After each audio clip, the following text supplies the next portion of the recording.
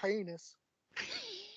Hey guys, what's going on? Welcome back to Mando Mondays here from the Brick City Blockade podcast. Sitting across from me, of course, are my friends here at the Brick City Blockade. Mr. Sean Michaud is over on my left, probably on your left as well. Sean, what is up, dude? Hello, how's it going?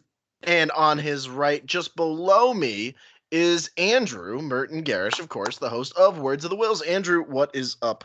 Hello there. Not much. Actually, Andrew's above you. I Really? have the high ground. he's got the high ground. All right. I'll let that fly. I'll let that fly. Doing pretty good. Snowed. The snow is gone. Oh, I know. Oh man, I think a lot of our listeners too that live in the New England region understand what we've been through over the last pretty much now couple days. We're getting even more tonight, folks, because this is going up on YouTube tonight for you to watch.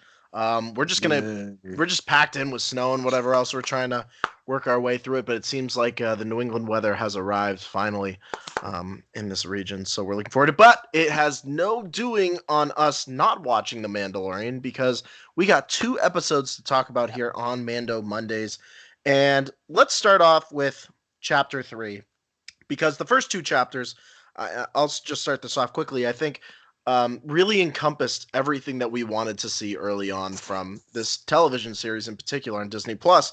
And it really gave us that in-depth look. Andrew, you and I talked about it on the last episode of Mando Mondays, is that we were so impressed with everything that Filoni and his group of directors and Favreau are doing with this project in particular. And now that Sean is joining us on this episode of Mando Mondays, finally, Sean. I know, seriously. Oh yes. Finally got Disney Plus. So. Sean, I want to get your perspective while we have you on here for the first 2 episodes for you, because people know what the fuck Andrew and I thought about it. Mm-hmm.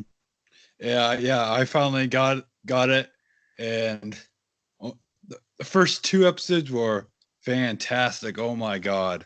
Yeah. I mean, I was. It felt like Rogue One, but better in series form. And I liked Rogue One, but honestly, I love The Mandalorian more. Yeah, I agree with you 100%. Yeah, and it's got that Western feel that everyone keeps saying.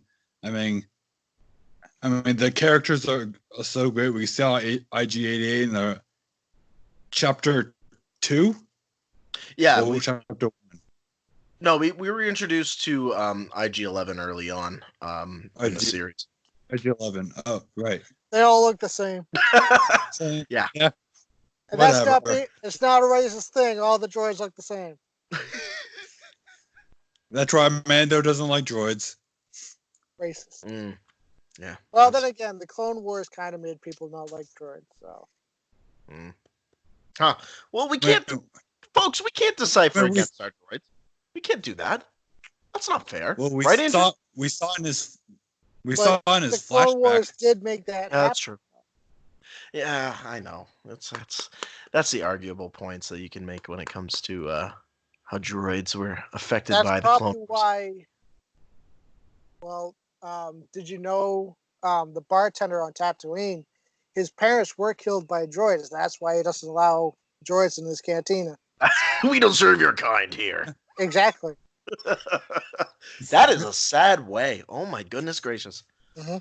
Man, that's pretty rough. But anyway, getting on to moving away from the first 2 episodes of The Mandalorian into Chapter 3, I think the one thing that I really like about Chapter 3 is we get even more into the Mandalorian lore. This is our first time when we see the Beskar that the Mando is rewarded with for the retrieval of the child, bringing him back. And I think the one aspect of this, and I'm curious to hear both of your thoughts on this, is that this is when we first hear this is the way. Finally, we hear it in live action form. All the Mandalorians are surrounding him, but they're also questioning that he's using this Beskar that was original Imperial Beskar, which of course we talked about the Siege of Mandalore, everything else that surrounded the Imperials, destroying anything that was remaining of their culture during the this time period. So moving into that, he finally gets his armor, and the armor he always kind of wanted, the chest plate, the additional sidearm piece, which is fantastic. Now, for you guys in particular, and either one of you can start this off, what did this do for you in terms of finally seeing the Mandalorian culture and the lore come together, particularly in Chapter 3? Because it wasn't just in that moment, it was at the end, too. We Yeah. saw something that completely blew my mind, I feel. I Me, feel well, I'll let Sean go first because it's his first time on. There we go, Sean. yes. Thank you, Andrew. You're welcome. But after watching the chapter 3, I feel like we're still not even done. I know we have 6 episodes left. Is it 10 episodes? 10 Yes. chapter series? Well, 8? 8 episodes. Well, hold on. He's gonna check. I want to say it's either well, 8 or 10. It's in between there. Anyways, but I was gonna say that we're not done with the Mandalore lore itself, and those few moments that we had with his, I guess, so-called family, His clan, yeah. His clan family. I mean, 8 episodes. 8 episodes, yeah. 8 episodes. Thank you. It was cool to see the you okay? Dave Filoni is directing the next episode. Oh, perfect. Ooh. But I was just saying, I think it's a cool dynamic between the first how Mando was treated with his clan, the first few. Well, once he retrieved the child, and then towards the end, you see the clan come and rescue him. It's like after this is the way. I mean, I think it was a cool dynamic. Again, seeing him play out. See, it's really what family is about. He had a family, but now he still has a family, and especially with the child, as everyone on the internet calls him Baby Yoda. It's cool to see that too. I mean, Baby Yoda is like one of those. It's not really a fan service thing. I think it's more of a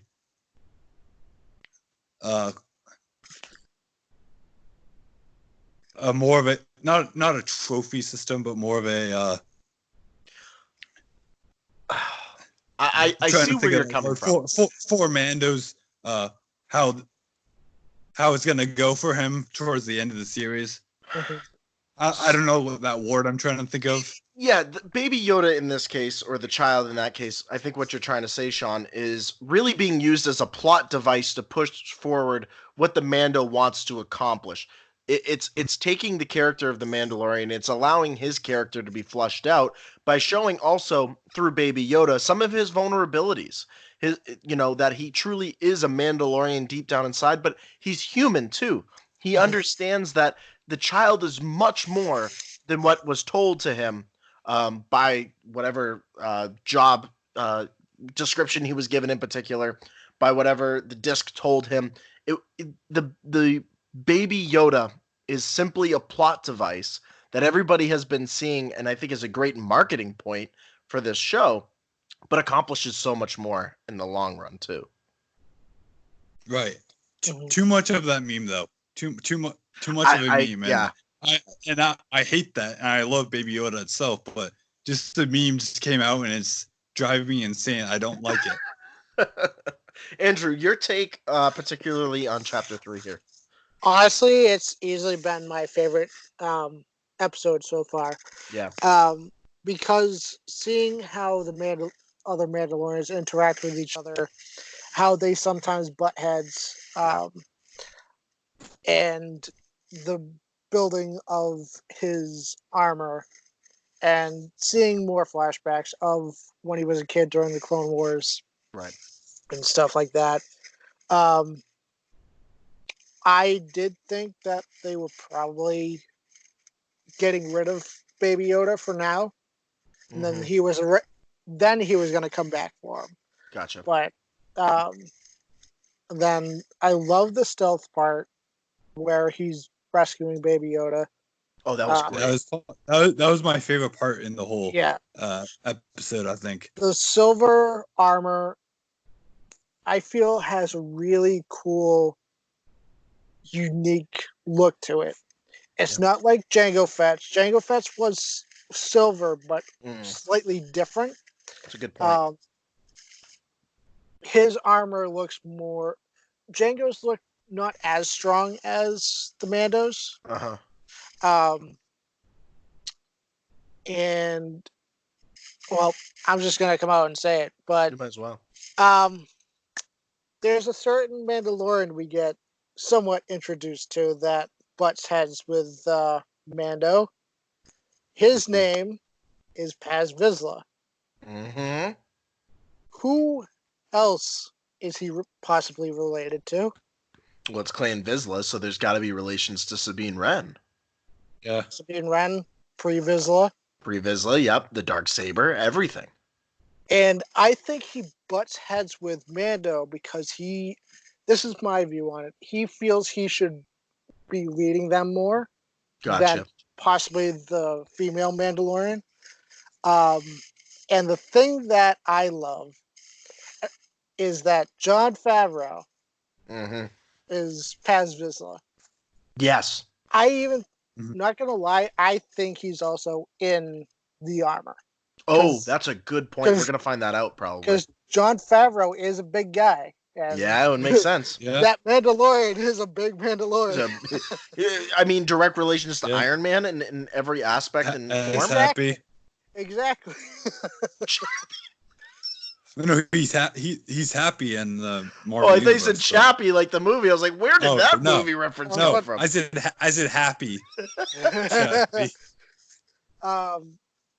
But my favorite thing was the end shot where you thought they were going to take Baby Yoda and he was going to be taken prisoner. You see a rocket go across the city. Then you see the Mandalorians come up. Oh, yes. That was straight from the Clone Wars and Rebels. So easily gave like flashbacks to Death Watch and all that from the Clone Wars. I loved it so much. I loved that one Mando that was just hovering with his jetpack, just shooting.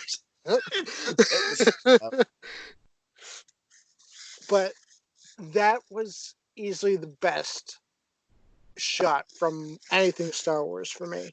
Yeah. I'm sure Dave Filoni is gonna do some more stuff like that with his episode. But I can't. This is easily the best Star Wars storytelling for TV in a while, besides Clone Wars and Rebels. Resistance I haven't really watched, so I'm not too sure. For TV, this is the best Star Wars storytelling. Similar to video game wise, for me, Jedi Fallen Order has been the best storytelling for Star Wars in the video game realm. Interesting, yeah.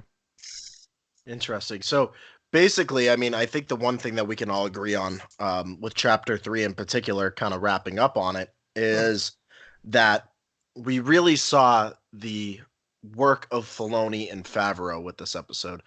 You know, I love that you both brought up the scene in the hallway when he's trying to go to save the child, Baby Yoda, and he's got his new armor on, whatever else. I was sitting next to my dad, and I look at him like, this is straight John Wick right here. The way that it was being shown, and I was like, this is exactly what this universe needs. They could, and it's so funny. The one thing that I'm noticing, guys, throughout this entire thing is like, I wish for so many different reasons that Solo took it to the next level, that we had this kind of action in Solo, that we had this same aspect that almost borderline says we're pushing the PG-13 rating just a little bit. I feel like that would have made Solo more successful if they pushed that through. However, the Mando is a different monster. The Mando is a totally different product, and it's allowing us to kind of take a step back and say, this is what we need in the Star Wars universe, and it's coming at the right time. Just before The Rise of Skywalker comes out, the people that are focused on that film are focused on that film. and they're ready to go in and watch a Star Wars film, and we get to have this at the same time. And I think Chapter 3 outlines every aspect why Kathleen Kennedy and Bob Iger greenlighted the show to begin with, was based on this. This show's not even, this season's not even over, and I'm ready for the second season. This feels a lot like, it feels a lot like the end of season 3 and the beginning of season 4 of Rebels for me. That's how solidified in this I am. Let's also say something. Yes. For those who are all like, they need to get rid of Kathleen Kennedy. She's an executive producer on The Mandalorian. It's been fine. It's been perfect. Yeah. Despite what you guys say about the sequel trilogy, not mainly you, Robin and Sean, but others, the audience out there. Despite what you say about the sequel trilogy, whether you like it, hate it, it brought Star Wars back to where it needed to be. Absolutely. Don't get me wrong. I love the prequels, but they weren't that great. I can go back and watch The Force Awakens and still have a good time, despite what those. What's the swear I want to use for these people? You got to think up a swear. Yeah. Assholes. Yeah, I guess I'll use degenerates. No, that's not a swear. I know, but it's funny to say. It is funny. Fucktards. These. Hey, whoa! Strong language with our explicit rating. Sorry. We gotta swear. These fuck. These fucktards who are still hating on a movie that they claim to hate the last 2 years. The Last Jedi. Bullshit. Hate them. I'll save my getting heated for save it for Wednesday. But despite all that, I can still enjoy The Last Jedi. I've talked to other people around my area that still like The Last Jedi. Oh yeah. People can get over it. Okay. The Phantom Menace. They have a book. They have a book. Oh, not the book. And it's 1-star rated on Amazon. For every good fucking reason it should be. Exactly. That's all I wanted to say. All right. I can't wait for Wednesday. You, Phantom Menace. I cannot wait till Wednesday now. I really can't. This is about to blow up so bad. Yeah, Wednesday's going to be fun. Sean hasn't seen me blown up yet. No, he is not. He is not yet.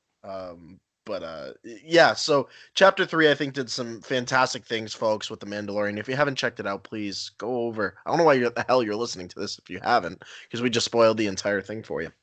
But then moving into Chapter 4, I think this is the one we always wondered with Clone Wars, with Rebels, with anything Star Wars, when are we going to get a filler episode? And I hate that word. I hate using it. But when you look at the first 3, and then we hit this one, I think it's really going to depend on how Chapter 5 goes. I don't like it when people call it a filler episode, but they haven't seen the next episode following it. It didn't feel like a filler episode to me. It didn't. And I agree with you, Sean. I'm going to throw it over to you after I say this, is that a lot of people are online, and I even put up a post on Facebook and then across Twitter saying no matter what anybody thinks, do you want to call it filler? You want to call it whatever else. This episode for me, Chapter 4, showed not only the vulnerability of our character, the Mandalorian, and we're introduced to Cara Dune in this episode in particular, which I think is fantastic, and the way that we're introduced to Gina Carrasco's character is absolutely fantastic, and she's a wonderful actress to begin with. But just stop for a second and really look at it, fans, because there was a real deeper message to this. And that is that the galaxy is vulnerable at this time. And for the Mando and for Cara Dune to show up in that village and to do what they did gave that village hope. I was watching the entire thing and I said to myself, we are seeing an aspect of the Star Wars universe that we have never seen before. The villages of the galaxy who have to deal with tribal warfare and have to deal with these other individuals that live on this planet that are utilizing old Imperial tools against them to try to get what they want. That is something, folks, that we read in Legends novels, we read in things growing up, and now we finally have it in Star Wars. So number one, stop fucking complaining. Number two, go back and rewatch it. I watched it another 2 times after, and every time I watched it, I said to myself, I was like, you know what? I could see where, depending on where the next episode falls, the next chapter, why people would say it was filler, and I could see why. But take a step back, look at the character development of Cara Dune in this, and look closer at the kids. That's the one thing about this episode, folks, are the kids that have to deal with this galaxy in turmoil. They don't know what's going on. We know from the canon what's going on above them, but on the ground, this tribal warfare, it makes a direct connection with the Mandalorian. He lost his family by savages, by the Empire. These people were about to lose their lives and have lost lives because of savages. So there's so much more to it than just what we've seen. Yeah, he's making Mando's making a connection to the whole tribe, the whole village, and that's what I loved about this episode, especially that first scene when we see the village and we see what's her name again, and her daughter. Oh, I don't remember her name off the top of my head. But, the one that has a crush on Mando, I guess you want to say, the widow. She wants to sit on his helmet. Oh, jeez. Oh my! What the helmet stays on. Oh, it's Omera. He took it off the first time. Oh, don't watch The Mandalorian. It's Omera and Winta. The mother's name is Omera, and the child's name is Winta, her daughter. Winta. No, I love that first scene when they're hiding in the water. I mean, that's very smart of them to do in the water with the basket. And they don't know anything about war. They're just trying to survive. I mean, I think it's a cool way to show what just those types of not really those types of people, but the village trying to survive, and then they lose everything and they had to rebuild it. That's right. In a few weeks or whenever Mando in. It was a period of about 3 weeks, right? Because at the end, Cara looks at him and said, "We've been here for 3 weeks." Mm-hmm. So that's crazy to think that, because you wouldn't expect that by the time you're at the end of that episode. And I guess I've seen no one talks about Mando take off his helmet, even though we don't see his face. He does take off when his he helmet. goes to eat. Yes. Yeah, and I think that's such a cool shot. And then because he's watching those kids play too. He's watching Winter and her friends. Yeah. And any moment, those kids could look around and see him eat. That's true. Oh. He's looking back at his own childhood. I feel like he's looking back at his own childhood before it was taken away from him in that moment. That's such a crucial moment in that episode too. It's poetic. It is. Yeah. I loved it, every bit of it. Yeah. What do you think, Andrew? I did too. I noticed a lot of callbacks to that one episode in Clone Wars where it was on the farm, and Anakin and everyone were teaching the farmers how to fight. Yeah. With the sticks, and in this, the Mandalorian and Cara Dune were doing the exact same thing. There is a shot that is taken directly from that Clone Wars episode when Anakin helps the one person adjust his that's right, stance and everything. Cara Dune did the same thing. It's amazing. That was really cool. The thing for me, I don't think we're going to see the Mandalorian's face until the series itself ends. Gotcha. When the series ends, he will go back to that planet and reveal himself, and makes sense. Everything like that.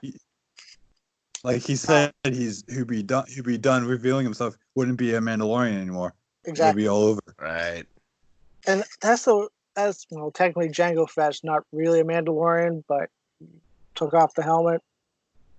Then again, He's a bounty hunter, but Boba Fett kind of carried the Mandalorian tradition a little bit better than Jango did. Than Jango did, yeah. That's a good point. That's a good point.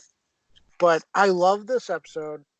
It showed how terrifying the ATST can be. Oh my goodness gracious. It was like a scene from like either Jurassic Park or the Lost World Jurassic Park, where like the T-Rex is like chasing them through the dark woods, except it's not shooting lasers, although it would be pretty sweet if the T-Rex was shooting lasers. You mean like sharks with fucking laser beams on their head? Yes. Sharknado. But it showed the human side of the Mandalorian. Yeah. And I think the one, what was the mother's name again? I have it right here. Omera. It's Omera. I have a feeling she was a soldier during the Clone War. I have a feeling she got pregnant during the Clone War, or she was a soldier during the Galactic Civil War. She was with the rebellion, and she left to that planet, had her kid, and just stayed hidden the entire time. I feel there's something there that she experienced war in some form. She experienced war, or her husband or wife, whatever, was experiencing, and they taught her how to shoot. The other aspect of this, guys, that I just want to bring up, I want to get both of your perspectives on this, and I've been thinking about it since we've started talking here, is that there was this continual push that the baby Yoda, stay on this planet. That's something that he was like, he seems happy here. He seems like, everything is going to work out for him here. Mm-hmm. And the more I've been thinking about it, and I don't know why, because Omera kept pushing it too, that the child would be safe here. It would make sense, and it's interesting because her daughter even had found this connection with the child alone. Is there a chance that Omera's child is force sensitive, and that's what Baby Yoda senses in this child? That could be. Could these children be force sensitive in some sort of way? I think so, because like it's been said, George Lucas even said that Yoda's species is naturally force sensitive. So for it to get along with these kids so quickly, I think they had a force bond in a way, like it almost seemed like it through the force. Not so much like Rey and Kylo Ren with their force connection, but something similar to it. There's something to it. I don't know why. This episode's gonna come back around, and it's everybody that thinks it's filler. Are gonna be like, wait, like almost like the space whales were in the Rebels. That came right back around. Well, I think they're coming back to that place too. Yeah. I think something's gonna happen. This is my viewing on how they have their episodes. One episode is gonna be like straight up in your face, like action packed. The next is gonna slow down a little bit. Action packed, slow down a little bit. Because the first episode, action packed. Second episode, kind of slowed down a little bit. Third episode, it got action packed again. Fourth episode, it slowed down again. So be ready for something to happen in the next episode. Right. Unless they flip it as they slow down and then action again. That could happen. Well, I think they might do that for season 2, where it'll swap. Mm-hmm. Oh, and by the way, I do want Rian Johnson to direct an episode next season. I think that'd be great. I think he should. I think he deserves a chance at it too. What do you think, Sean? Yeah, I agree. And speaking of directors, I loved Bryce Howard. Bryce Dallas Howard. Yeah. Yeah. Following in the footsteps of her dad. And I felt like she directed it. She directed it. Mm-hmm. Yeah. She did really good. Yeah. I think her and Dave worked like side by side with a lot of stuff for this episode. I mentioned this to Robin. I think Dave Filoni has more say than they're letting on with the series. More than Jon Favreau, Yeah. even. I think so. Probably. I think Jon Favreau was put on by himself. I think Jon Favreau chose Dave not only because Dave put him in the Clone Wars, but he knows Dave knows his stuff. Right. Yeah. So it makes sense and it helps the series itself. Of course. Yeah. No doubt about that. Yeah. Another question, Mm. because we're kind of near the end of the episode, but Yeah.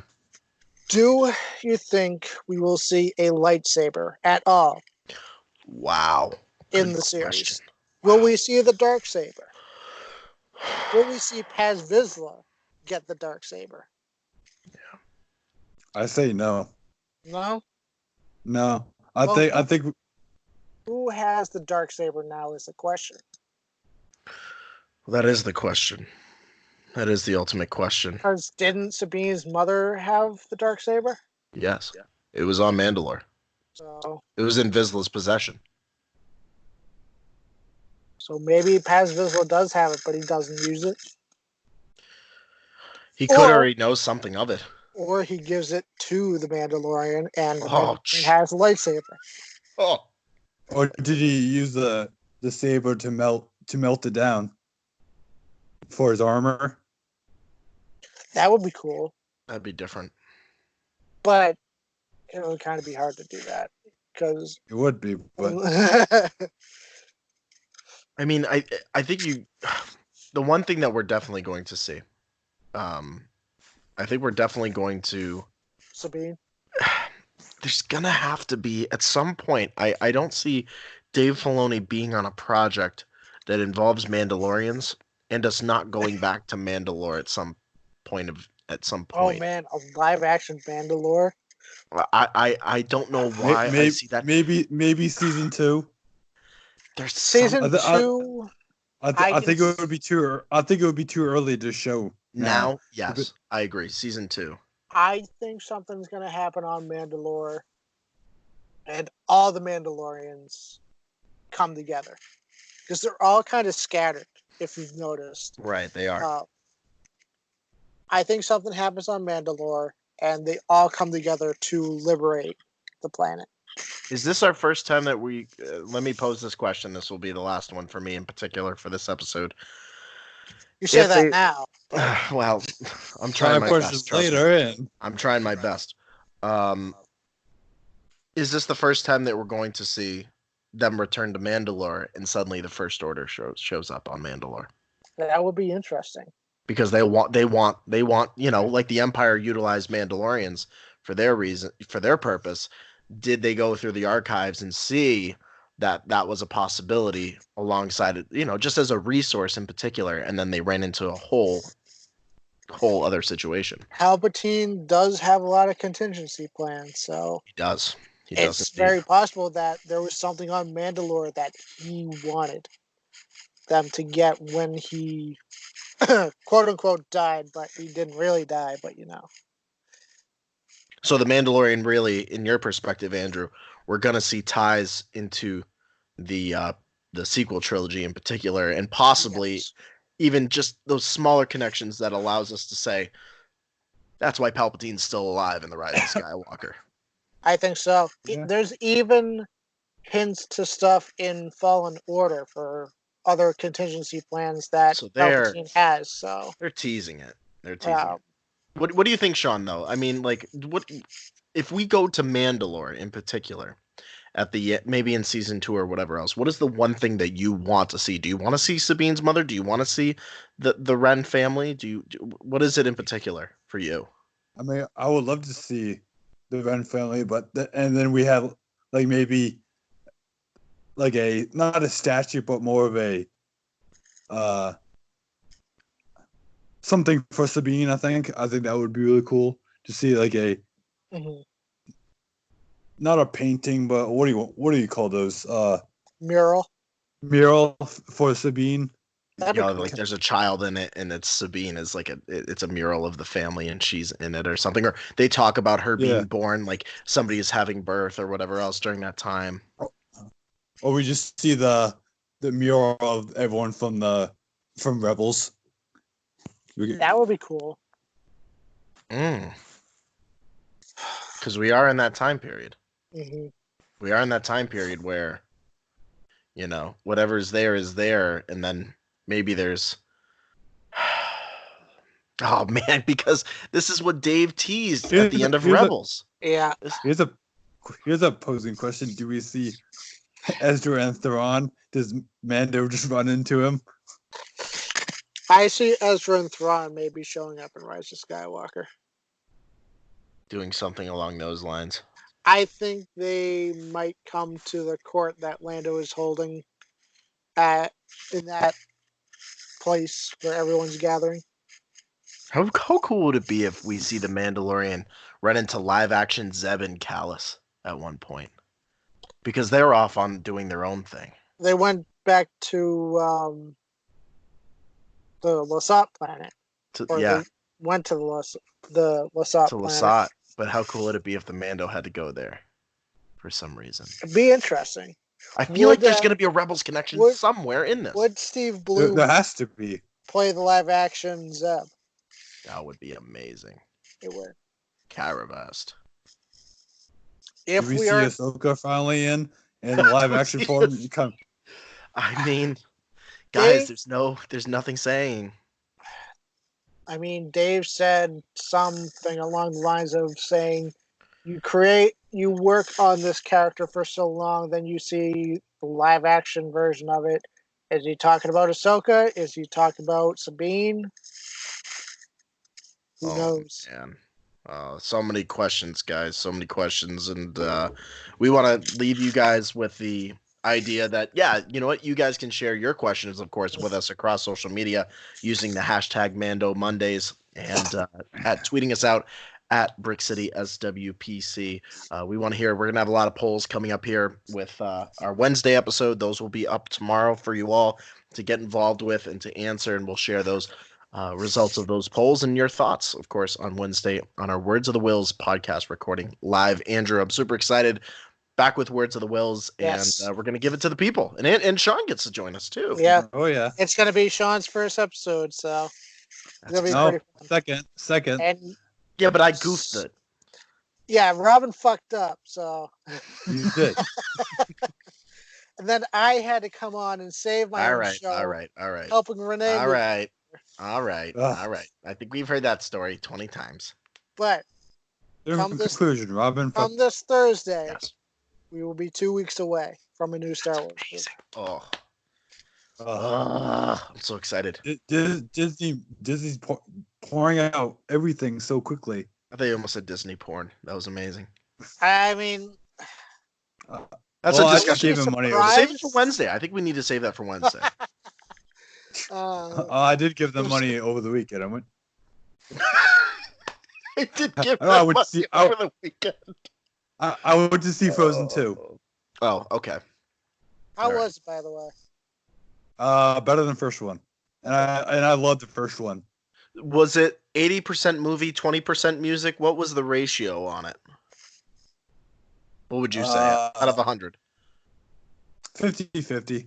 Really, 50-50? Yeah, the first one was like 60% music. Yeah. I've noticed that a lot with the newer ones. It's like every other scene there's a new song. I think the music is much better. Yeah. There's not Let It Go. Actually, no. We'll save the music talk for Wednesday.